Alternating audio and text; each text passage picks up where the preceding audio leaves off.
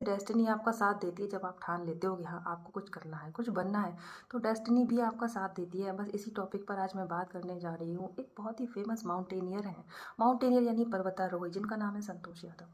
उन्होंने उनका अगर बचपन देखा जाए तो वो बात करती थी, उन्होंने हरियाणा में पैदा हुई। हरियाणा का जो माहौल होता है बहुत ही स्ट्रिक्ट माहौल होता है, रूढ़िवादी तब पाई जाती है और बहुत कुछ होता है। मैं यहाँ किसी स्टेट विशेष को जज नहीं कर रही हूँ, लेकिन जैसा कि वो जहाँ पैदा हुई थी उनके गाँव का ऐसे ही कुछ माहौल था।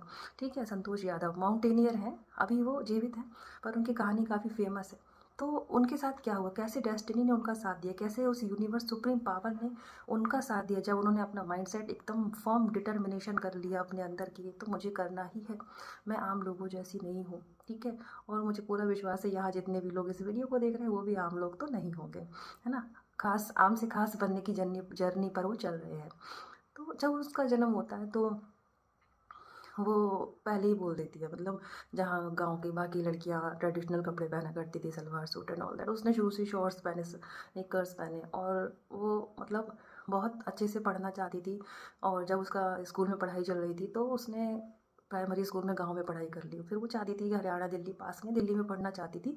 उसको परमिशन नहीं मिली, इसलिए नहीं मिली कि पैसे नहीं है, इसलिए नहीं मिली कि भाई बाकी नहीं पढ़े तो तुम भी नहीं पढ़ोगी। लेकिन कोई बात नहीं, उसने अपनी एजुकेशन जैसा घर वालों ने कहा करी कंटिन्यू।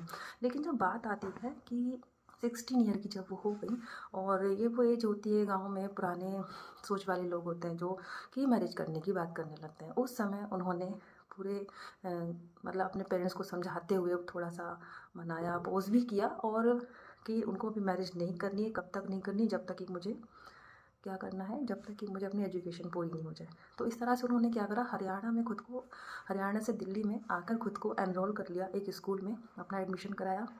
और फिर उनके पेरेंट्स जो अच्छे खासे अमीर थे, ज़मींदार थे, उन्होंने उनको फ़ीस देने से मना कर दिया।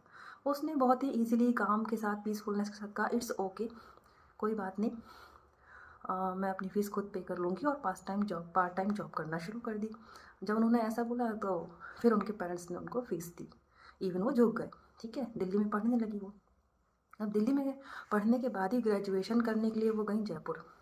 जयपुर गई जहाँ पर आपका उनका कॉलेज था, महारानी कॉलेज। हॉस्टल गई वो।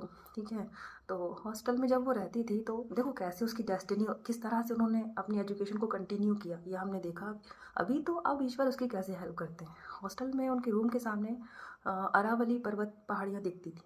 ठीक है, पहाड़ दिखते थे दूर से। तो जैसा कि वो मैंने बताया ना, करियर उनका क्या है, पर्वतारोही। उनके नाम 2 रिकॉर्ड है माउंट एवरेस्ट पे चढ़ने के। पहला रिकॉर्ड है पहली सबसे कम उम्र की महिला। ठीक है, और एक ये है कि पहली महिला, ये दोनों उनके रिकॉर्ड रहे कि जो भारत से पहली बार एवरेस्ट को फतेह करी। तो उनकी हॉस्टल की खिड़की से वो अरावली पर्वत दिखते थे। उन हर बार उनका मन वहाँ से अट्रैक्ट होता कि ये कहाँ जाते हैं लोग, चढ़ते हुए दिखाई देते हैं गांव वाले, फिर गायब हो जाते हैं इतने दूर से पहाड़ से जैसे विंडो से हम देख रहे हैं मान लो। तो एक दिन उसने मन किया चलो मैं भी जाऊँगी, मैं देख कर तो आऊँ ये लोग कौन है क्या है। तो बहुत दूर से ऐसा हम भी घूमने चले जाते हैं, जैसे हमारे घर के आसपास कुछ चीज़ें होती है, फील्ड होती है, ग्राउंड्स होते हैं या हिल्स होते हैं, तो वो चली गई। वो गई, उसे वो गाँव वाले तो नहीं दिखे जो चढ़ते थे दूर से, फिर छोटे छोटे होते गए और गायब हो गए। उससे वहाँ कुछ पर्वतारोही मिले। देखो यहाँ से ईश्वर ने उसकी डेस्टिनी चेंज करी। और उन पर्वतारोही ने उनको बोला कि क्या आप ज्वाइन करेंगी, क्या आप माउंटेनियरिंग का कोर्स ज्वाइन करेंगी। उन्होंने यस कर दिया, और उस दिन से यस करा, पीछे मुड़ के नहीं देखा। वहीं जयपुर से उन्होंने अपना खुद का एडमिशन, इस काम में तो फर्स्ट थी, खुद का एडमिशन उत्तराखंड के एक माउंटेनियरिंग कॉलेज में कराया।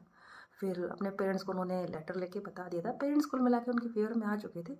क्यों? क्योंकि वो बचपन से हार नहीं मान रही थी। तो पेरेंट्स ही होते हैं ना। तो फिर वहाँ से वो जयपुर से चली गई उत्तरकाशी, उत्तराखंड, और वहाँ से माउंटेनियरिंग कोर्स किया। फिर पूरा एक जो ग्रुप होता है वो एवरेस्ट पे फतेह करने के लिए गया, और इस तरह से इनके नाम इतना इम्पोर्टेंट रिकॉर्ड कायम हुआ। और जब इन्होंने ये रिकॉर्ड बनाया, उसके 4 साल पहले की ही जस्ट बात थी, जब वो अरावली पर्वत पे वो लोगों को मिलने देखने गई थी। तो ये मैं आपको इसलिए बता रही हूँ कि ईश्वर भी आपकी हेल्प करता है। इसका सीधा सा बात है कि God help those who help themselves.